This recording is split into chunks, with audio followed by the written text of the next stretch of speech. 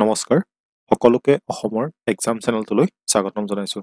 আমি আসাম হিষ্ট্ৰীৰ ওপৰত আলোচনা কৰি আছো আজি আমি তাৰ সেকেন্ড পাৰ্টটো আলোচনা কৰিম প্ৰথম কোৱেশ্চনটো ইয়াত দিছে what was the capital of the Varman dynasty of the Kamarupa kingdom Kamarupa ৰাজ্যৰ বৰ্মন বংশৰ ৰাজধানী কি আছিল অপচন এ দিছে প্ৰাগজ্যোতিষপুৰ অপচন বি দিছে গড়গাঁও অপচন চি দিছে চৰাইদেউ অপচন ডি দিছে ৰংপুৰ আমি সকলোৱে জানো যে কামৰূপ ৰাজ্যৰ বৰ্মন বংশৰ যিটো ৰাজধানী আছিল সেইখন আছিল প্ৰাগজ্যোতিষপুৰ কোৱেশ্চন নম্বৰ 32 চুতীয়া ৰাজ্যৰ প্ৰথম ৰাজধানী কি আছিল অপচন এ দিছে স্বৰ্ণগিৰি অপচন বি দিছে মাইবং অপচন চি দিছে যোৰহাট অপচন ডি দিছে ওপৰৰ কোনোটোৱে নহয় তো চুতীয়া ৰাজ্যৰ প্ৰথম যিটো ৰাজধানী আছিল সেইখন হৈছে আমাৰ স্বৰ্ণগিৰি আপোনালোক সকলোৱে জানে এটো হৈছে স্বৰ্ণগিৰি ঠিক আছে আমি আসাম হিষ্ট্ৰীৰ ওপৰত আলোচনা কৰি আছো আসাম হিষ্ট্ৰীৰ ওপৰত আমি 1000 MCQ লৈ আহিম 1000 পুৰাপুৰি MCQ আমি আসাম হিষ্ট্ৰীৰ ওপৰত লৈ আহিম ঠিক আছে তো মই প্ৰথমটো যেটো সেশনত তাত সুধিছিল আপোনালোকক ডেসক্ৰিপটিভ ক্লাছ লাগিব নেকি আপোনালোকে বহুতেই তাৰ পজিটিভ ৰেসপন্স দিছে গতিকে আমি ডেসক্ৰিপটিভ ক্লাছৰ ওপৰতো আমি গুৰুত্ব প্ৰদান কৰিম ঠিক আছে তো তাৰ লগতে এই যেটো 1000 MCQ আসাম হিষ্ট্ৰীৰ ওপৰত হেতু কন্টিনিউ চলি থাকিব ডেইলি আমি 30টা কোৱেশ্চন হিষ্ট্ৰীৰ ওপৰত আসাম হিষ্ট্ৰীৰ ওপৰত লৈ আহিম বুজি পাইছে তো আপোনালোকে লগৰ বন্ধু বান্ধৱীৰ লগত চেনেলটো অনুগ্ৰহ কৰি শেয়াৰ কৰিব যিমানে সাবস্ক্ৰাইব পাহিব আমাৰ হিমানে নতুন নতুন ভিডিও দিবৰ কাৰণে এটা উৎসাহ আমি পাই থাকো ঠিক আছে তো কোৱেশ্চন নম্বৰ 33 এটো হৈছে সংস্কৃত শিলালিপিত নৰনাৰায়ণৰ নাম কি দৰে উল্লেখ কৰা আছে অপচন এ দিছে মল্লদেৱ অপচন বি দিছে শিলাৰায় অপচন চি দিছে শালস্তম্ভ অপচন ডি দিছে ওপৰৰ কোনোটোৱে নহয় তো আমি সকলোৱে জানো নৰনাৰায়ণক কি বুলি জনা যায় মল্লদেৱ হয় না মল্লদেৱ হৈছে আমাৰ নৰনাৰায়ণ ঠিক আছে মনত ৰাখিব এটো কোৱেশ্চন নম্বৰ 34 অসমীয়া গদ্য সাহিত্যৰ পিতৃ হিচাপে কাক জনা যায় অপচন এ দিছে শংকৰদেৱ অপচন বি দিছে ভট্টদেৱ অপচন সি দিছে অনিৰুদ্ধদেৱ অপচন ডি দিছে মাধৱদেৱ তো অসমীয়া গদ্য সাহিত্যৰ পিতৃ হৈছে আমাৰ ভট্টদেৱ হেবিলাক হৈছে বহুত কমন কোৱেশ্চন যিবিলাক নেকি থাৰ্ড গ্ৰেড আৰু ফৰ্থ গ্ৰেডৰ কাৰণে বহুত বেছি ইম্পৰ্টেন্ট হৈ যায় হেবিলাক কোৱেশ্চন ডাইৰেক্ট খুদে ঠিক আছে নেক্সট কোৱেশ্চনটো হৈছে In which district the Siri Sujya Pahar is located? Siri Sujya Pahar কোনখন জিলাত অৱস্থিত অপচন এ দিছে ধুবুৰী অপচন বি দিছে গোৱালপাৰা অপচন সি দিছে দৰং অপচন ডি দিছে চিৰাং তো শ্ৰী সূৰ্য পাহাৰটো সেকেন্ড কাশী বুলি কয় ঠিক আছে সেকেন্ড যেটো সেকেন্ড কাশী ইয়াতে কি আছে 99999 টা শিৱলিংগ আছে যত নেকি কাশীত আছে আপোনাৰ 1 লাখ এটা ইয়াত কম আছে এই কাৰণে ইয়াক সেকেন্ড কাশী বুলি কোৱা হয় সূৰ্য পাহাৰ ঠিক আছে আৰু এইখন আছে আমাৰ কত গোৱালপাৰা ডিস্ট্ৰিক্ট মনত ৰাখিব শ্ৰী সূৰ্য পাহাৰৰ ওপৰত বহুত কেটা কোৱেশ্চন অলৰেডি আহি গৈছে নেক্সট কোৱেশ্চনটো হৈছে কোনখন চহৰক পূবৰ জ্যোতিষৰ নগৰ বুলি জনা যায় দা সিটি অফ ইষ্টাৰ্ণ এষ্ট্ৰলজি বহুতো যিমানে পেপাৰ দেখিব তাতে এইটো কোৱেশ্চন আপোনালোকে দেখিবই কোৱেশ্চন নম্বৰ অপচন নম্বৰ 8 দিছে প্ৰাগজ্যোতিষপুৰ অপচন নম্বৰ বি দিছে হৰুপেশ্বৰ অপচন নম্বৰ সি দিছে Shri Durjoy option number D দিছে তেজপুৰ তো আমাৰ দা সিটি অফ ইষ্টাৰ্ণ এষ্ট্ৰলজি হৈছে আমাৰ প্ৰাগজ্যোতিষপুৰ কোৱেশ্চন নম্বৰ 37 কুণ্ডিল নদীৰ পাৰত কোনে নিৰ্মাণ কৰিছিল কুণ্ডিল নগৰ অপচন এ দিছে বানাৰসুৰ অপচন বি দিছে নৰকাসুৰ অপচন সি দিছে ভগদত্ত অপচন ডি দিছে ভীষ্মক অপচন সমূহৰ ভিতৰত শুদ্ধটো হৈছে আমাৰ ভীষ্মক কোৱেশ্চন নম্বৰ 38 হংসবেগ কোন আছিল হৰিছে আপোনালোকে হংসবেগৰ নাম শুনিছা নিশ্চয় তো অপচন সমূহ দিছে যে বৰ্মন বংশৰ এজন ৰাষ্ট্ৰদূত আছিল অপচন বি দিছে a poet of Varman dynasty option C দিছে বৰ্মন বংশৰ এজন সাহিত্যিক আছিল আৰু অপচন ডি দিছে এজন তীৰ্থযাত্ৰী আছিল তো হংসবেগক কি কৰিছিলে ভাস্কৰ বৰ্মনে কাৰ ৰাজসভালৈ পঠাইছিলে এটো মোক আপোনালোকে জনাব এজন হৰ্ষবৰ্ধনৰ এজন বন্ধু আছিল ঠিক আছে বৰ্ধন যেটো ডাইনেষ্টি আছিল তাৰ এজন বন্ধু আছিল আমাৰ ভাস্কৰ বৰ্মনৰ এই ভাস্কৰ বৰ্মনে তালে পঠাইছিলে হংসবেগক ঠিক আছে তো হংসবেগ হৈছে কি এজন ৰাষ্ট্ৰদূত বুজি পাইছে কোৱেশ্চন নম্বৰ 39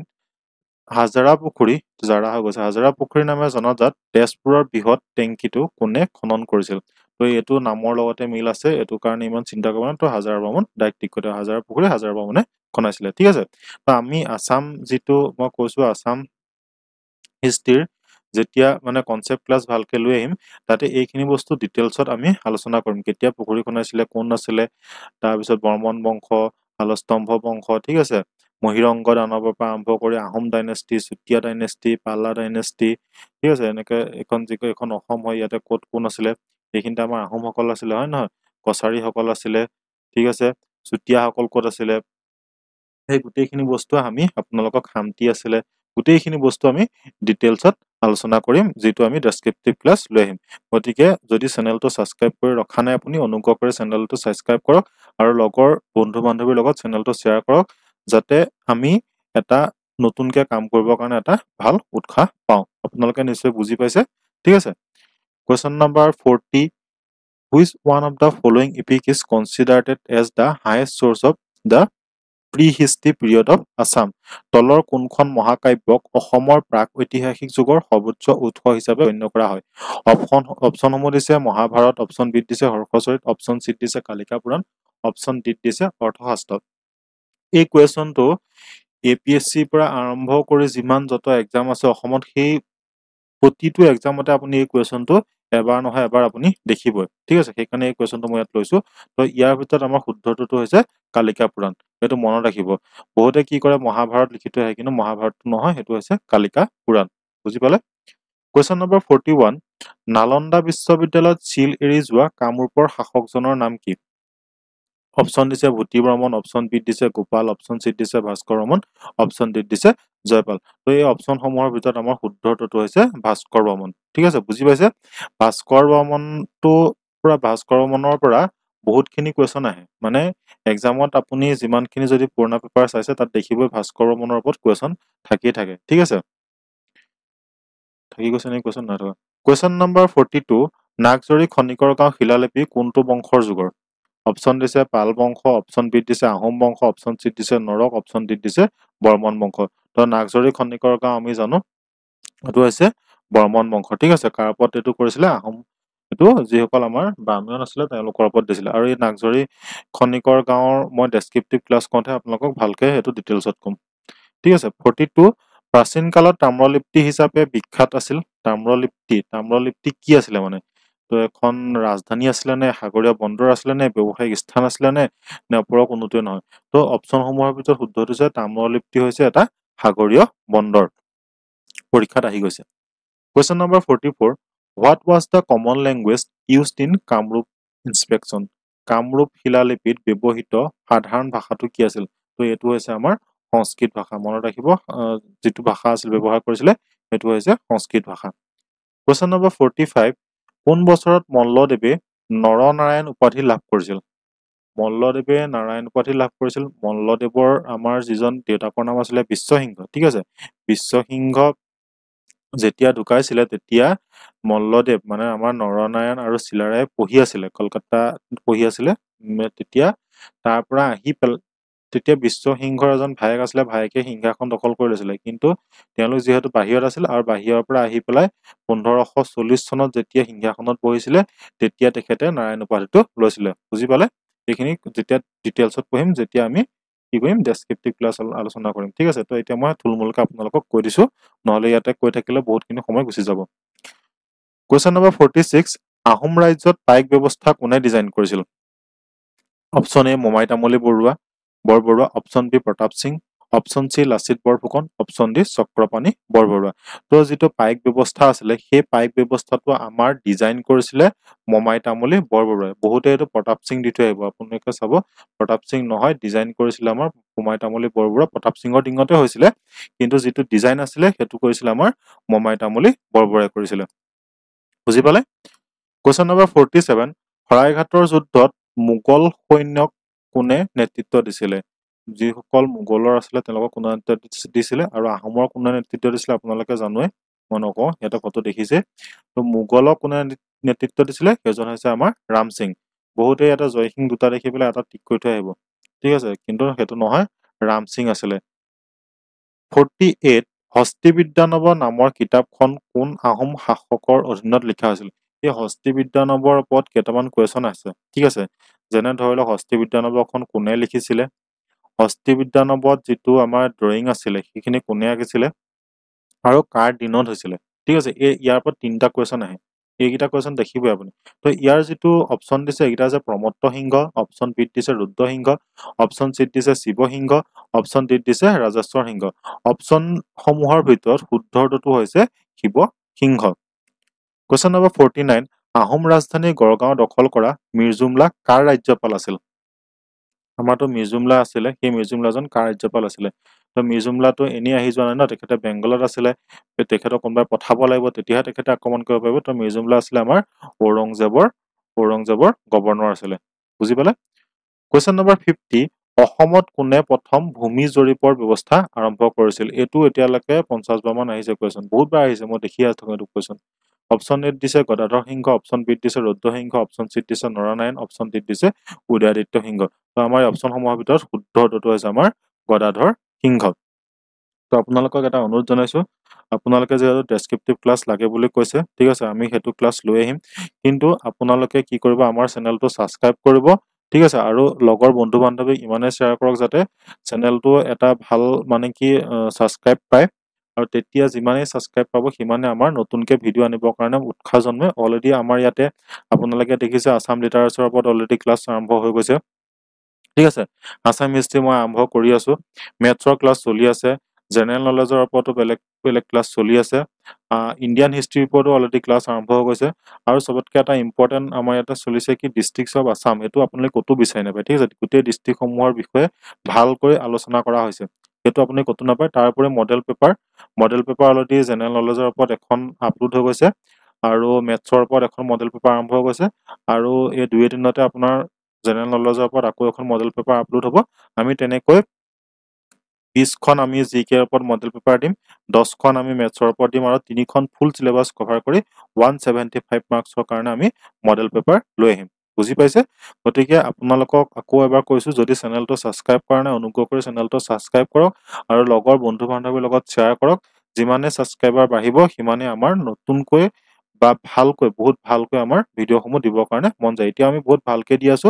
এনেকুৱাকে দি আছো গোটেইখিনি আপোনাৰ কমন কুৱেশ্যন আমি প্ৰদান কৰি আছো ইয়াতে মই জিটি কুৱেশ্যন লৈ আহা নাই যিখিনি এক্সামত আহিছে আমি সেইখিনি এনালাইসিস কৰি পেলাইহে কিন্তু কুৱেশ্যন আনিছো ঠিক আছে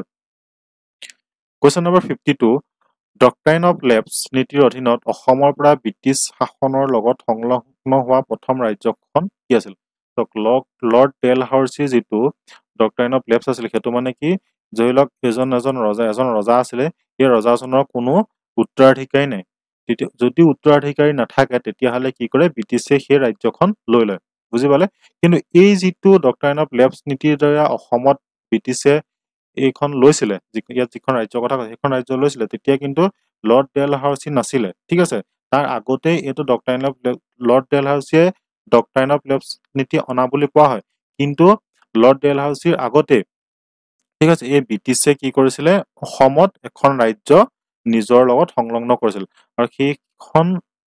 কোনখন ৰাজ্য হেতু আপোনালোকক ইয়াত সুধিছে ইয়াত অপচন দিছে কছাৰী অপচন বি দিছে বড়ো অপচন চি দিছে জয়ন্তীয়া কিংডম অপচন ডি দিছে কমতা কিংডম তো অপচন সমূহৰ ভিতৰত আমাৰ শুদ্ধটো হৈছে কছাৰী ৰাজ্য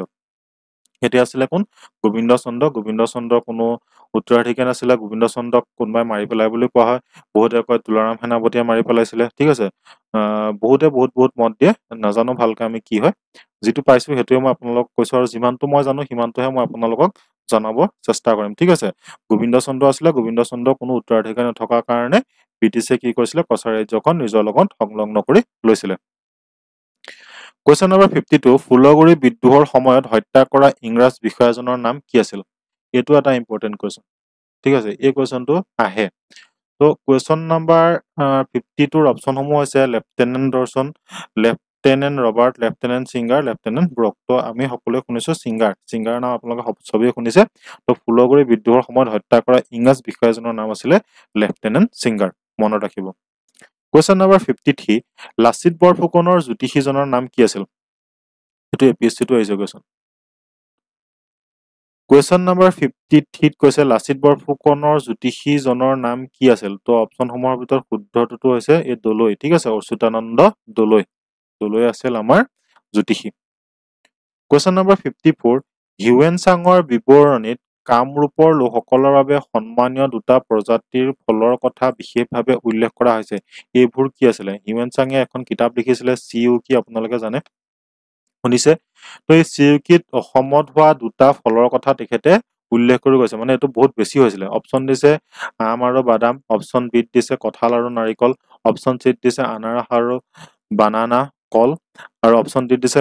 লেমন আৰু পিয়াৰ্চ মানে নেমু আৰু নাচপতি তো এই অপচনসমূহৰ ভিতৰত শুদ্ধটোতো হৈছে আমাৰ কঁঠাল আৰু নাৰিকল Question number 55 টুংখুঙীয়া বুৰঞ্জী কোনে লিখিছিল অপচন এ দিছে গোলাপ চন্দ্ৰ বৰুৱা অপচন বি দিছে কাশীনাথ তামুলী ফুকন অপচন চি দিছে হেমচন্দ্ৰ গোস্বামী অপচন ডি দিছে শ্ৰীনাথ দত্ত বৰুৱা তো ইয়াৰ ভিতৰত শুদ্ধটোতো হৈছে আমাৰ কাশীনাথ তামুলী Question number 56 কোচ ৰাজকুমাৰী মংগলা দেৱী কোন ৰাহুম ৰজাই বিয়া কৰাইছিল এই মংগলা দেৱী বিয়া কৰাৰ পিছতে আমাৰ আপোনালোকক যেতিয়া মই পৰীক্ষিত নাৰায়ণ লক্ষ্মীনাৰায়ণ এইবিলাকৰ কথা ক'ম তেতিয়াহে মই এইবিলাক কথা ডিটেইলছত ক'ম এতিয়া যেহেতু এমচিকিউ সেশন লৈ আহিছো মই ডাইৰেক্ট এনসাৰটো আপোনালোকক কৈ গৈছো ঠিক আছে তো অপচন এ দিছে উদয়াদিত্য সিংহ অপচন বি দিছে চক্ৰধ্বজ সিংহ অপচন চি দিছে জয়ধ্বজ সিংহ অপচন ডি দিছে প্ৰতাপ সিংহ তো ইয়াৰ ভিতৰত আমাৰ শুদ্ধটোতো হৈছে বুদ্ধি স্বৰ্গনাৰায়ণ প্ৰতাপ সিংহ Question number 57 শৰাইঘাট যুদ্ধৰ সময়ত লাচিত বৰফুকনৰ কাষত দ্বিতীয় নেতৃত্বত কোন আছিল ঠিক আছে লাচিত বৰফুকনে প্ৰথমতে হেৰি কৰিছিলে আৰু সেকেন্ড নেতৃত্বত আমাৰ কোন আছিল সুধিছে আৰু তেখেত হৈছে আমাৰ অতন বৰগোহাঁই মনত ৰাখিব এইটো নাম Question number 58 নৰনাৰায়ণৰ সময়ত নিৰ্মাণ হোৱা গোহাঁই কমল আলীয়ে কোচবিহাৰক কাৰ লগত সংযোগ কৰিছিলে নৰনাৰায়ণৰ তিনিজন ভাই ককাই আছিলে বুলি কোৱা হয় আৰু আছিলে যদি মই পোৱা নাই নৰনাৰায়ণ চিলাৰায় আৰু গোহাঁই কমল ঠিক আছে এই তিনিজনে আছিলে চিলাৰায় আছিলে সেনাপতি আৰু গোহাঁই কমল আলীয়ে কি কৰিছিলে এটা ৰালি বনাইছিলে কোচবিহাৰৰ পৰা কলৈ বনাইছিলে সেইটো হৈছে আৰু সেইটো হৈছে আমাৰ নাৰায়ণপুৰ ঠিক আছে আমি এটা কথা পালো নৰনাৰায়ণক কি বুলি কোৱা হয় নৰনাৰায়ণক আমি পাই গলো মল্লদেৱ বুলি কোৱা হয় চিলাৰায় কি বুলি কোৱা হয় আপোনালোকে মোক কমেন্ট কৰি জনাব ঠিক আছে চিলাৰায় এটা নাম আছে ঠিক আছে চিলাৰায় কি বুলি কোৱা হয় আপোনালোকে জনাব চিলাৰায় নৰনাৰায়ণৰ ক্ষেত্ৰত নৰনাৰায়ণে যিমানখিনি যুদ্ধ জিকিছে সেইখিনিত চিলাৰায়ৰ বহুতখিনি অৱদান আছে তেখেতৰ এজন পিতেক আছিলে ৰঘুনাৰায়ণ ঠিক আছে এতিয়া নকওঁ মই এতিয়া ক'লে বহুত দীঘলীয়া হৈ যাব ক'বলৈ মন গৈ থাকে হিষ্ট্ৰী ক্লাছ হয় যিহেতু ঠিক আছে তো মই এতিয়া নকওঁ পিছত এইবিলাক আপোনালোকক বুজাম Question number 59 কোনজন চুতীয়া ৰজাই সদিয়াক চুতীয়া ৰাজ্যৰ দ্বিতীয় ৰাজধানী হিচাপে প্ৰতিষ্ঠা কৰিছিল এইটো এটা ইম্পৰ্টেন্ট কোৱেশ্চন ঠিক আছে which Chutia king establish Sadiya as the second capital of Chutia kingdom option দিছে বীৰপাল অপচন বি দিছে ৰত্নধ্বজ পাল অপচন চি দিছে বিজয়ধ্বজ পাল অপচন ডি দিছে সত্যনাৰায়ণ এতিয়া মোক ইয়াতে কওক আপোনালোকে চুতীয়া যিটো ডাইনেষ্টি হয় চুতীয়া ডাইনেষ্টিৰ প্ৰতিষ্ঠাপক আৰু পাল বংশৰ প্ৰতিষ্ঠাপক কোন এইকেইটা কুৱেশ্যন পৰীক্ষাত আহে এই দুটাই আহে বেছিকে চুতীয়া প্ৰতিষ্ঠাপকটো আহে ফাউণ্ডাৰ আৰু আমাৰ পাল ডাইনেষ্টিৰ ফাউণ্ডাৰটোৰ নাম আহে ঠিক আছে কাৰণ দুইটাৰ পিছত পাল আছে তো মনত ৰাখিব পাল বংশৰ প্ৰতিষ্ঠাপক হৈছে আমাৰ যিটো কামৰূপত তেখেত হৈছে আমাৰ ব্ৰহ্মপাল ঠিক আছে আৰু যিটো আমাৰ বেংগলত আছিলে তেখেত হৈছে আমাৰ গোপাল আৰু আমাৰ যিটো চুতীয়া ডাইনেষ্টিৰ ফাউণ্ডাৰ হৈ গ'ল আমাৰ বীৰপাল কিন্তু ইয়াত বীৰপালৰ কথা সোধা নাই ইয়াত সুধিছে which Chutia king establish Sadiya as the second capital সদিয়াক সেকেন্ড কেপিটেল কোনে বনাইছিলে ৰত্নধ্বজ পালে বনাইছিলে Question number 60 লাষ্ট কুৱেশ্যন ঠিক আছে তো তাৰ আগতে মই আকৌ এবাৰ অনুৰোধ জনাইছো আপোনালোকে যদি চেনেলটো সাবস্ক্ৰাইব কৰা নাই অনুগ্ৰহ কৰি চেনেলটো সাবস্ক্ৰাইব কৰি ল'ব তাৰ লগতে লগৰ বন্ধু বান্ধৱীৰ লগত চেনেলটো শ্বেয়াৰ কৰিব কাৰণ আপোনালোকে আমাক উৎসাহ দিলেহে আমাৰ নতুনকৈ ভিডিঅ' বনাবলৈ মন যায় তো আসাম হিষ্ট্ৰীৰ ওপৰত যদি আপোনালোকে বিচাৰিছে ঠিক আছে আমি ডেসক্ৰিপটিভ পৰ্যায়ত ক্লাছ লৈ আহা আমি A to Z ঠিক আছে A to Z আমি আলোচনা কৰিম তো তাৰ কাৰণে আপোনালোকে অনুগ্ৰহ কৰি চেনেলটো শ্বেয়াৰ কৰক ইমানে শ্বেয়াৰ কৰক যাতে আমি অতি সোনকালে ক্লাছ আনিব তো এটো চাওক হু কিল মুৰা দা জেনেৰেল অফ নৰকাসুৰ তো নৰকাসুৰৰ সেনাপতি মুৰাক কোনে হত্যা কৰিছিল সুধিছে অপচন দিছে এ দিছে শিৱ অপচন বি দিছে শ্ৰীকৃষ্ণ অপচন চি দিছে ভগদত্ত অপচন ডি দিছে বানাসুৰ তো এই অপচন সমূহৰ ভিতৰত শুদ্ধটো হৈছে শ্ৰীকৃষ্ণ আৰু কোৱা হয় যে শ্ৰীকৃষ্ণই মুৰাক মৰাৰ কাৰণে শ্ৰীকৃষ্ণক মুৰাৰী বুলিও কোৱা হয় বুজি পাইছে মাইথলজিকেল বহুতখিনি কথা আছে তো আজিলৈ ইমানেই আছিলে আপোনালোকে ইমানখিনি সময় দিয়াৰ বাবে আপোনালোকলৈ ধন্যবাদ আৰু লগতে আকৌ কৈছো চেনেলটো অনুগ্ৰহ কৰি শ্বেয়াৰ কৰিব লগৰ বন্ধু বান্ধৱীৰ লগত যিমান পাৰে সাবস্ক্ৰাইবাৰ যিমানে বাঢ়িব সিমানে আমাৰ নতুন নতুন ভিডিঅ' আনিবৰ কাৰণে উৎসাহ আমি পাওঁ সেইকাৰণে অনুগ্ৰহ কৰি চেনেলটো শ্বেয়াৰ কৰি দিব আৰু লগৰ বন্ধু বান্ধৱীক এইটো জনাব যে ইয়াতে ফ্ৰী কে এইবিলাক যিবিলাক ক্লাছ আমি লৈ আহিছো ঠিক আছে এইবিলাক আপুনি ফ্ৰী কে ক'তো নাপায় এতিয়া আসাম হিষ্ট্ৰীৰ ওপৰতে হওক জিঅ'গ্ৰাফিৰ ওপৰতে হওক মেথছৰ ওপৰতে হওক ঠিক আছে তাৰ উপৰি আমি যিবিলাক মডেল পেপাৰ আনিম সেইখিনি গোটেইখিনি যিখন টোটেল 33খন মডেল পেপাৰ হ'ব 33 খন মডেল পেপাৰ মানে 20 খন আমাৰ জেনেৰেল নলেজ আৰু 10 খন আমাৰ মেথছ আৰু 3 খন আমাৰ টোটেল মানে গোটেইখিনি সিলেবাস থাকিব ইয়াতে গোটেইখিনি সিলেবাস মই 3 খন পেপাৰ আপোনালোকক দিম এইখিনি আপোনালোকে সব কতো ফ্ৰীকে কেতিয়াও নাপায় আৰু যিখিনি কোৱেশ্চন আনিম সেইখিনি কোৱেশ্চন বহুত চালি জাৰি চাই পেলাই অলৰেডি অনা হৈছে অলৰেডি এটা ক্লাছ আপলোড আছে মডেলৰ ওপৰত আপোনালোকে এইটো চোৱা নাই যদি চাই ল'ব তেতিয়া বুজি পাব আমি কেনেকুৱা ধৰণৰ যে পইচা পাতিটো বিচৰা নাই আমি কৈছো যে আপোনালোকে চেনেলটো শ্বেয়াৰ কৰি দিয়ক যিমানে সাবস্ক্ৰাইবাৰ বাঢ়িব সিমানে আমাৰো এটা ভাল লাগে ঠিক আছে তো আজিলৈ ইমানে আছিলে ধন্যবাদ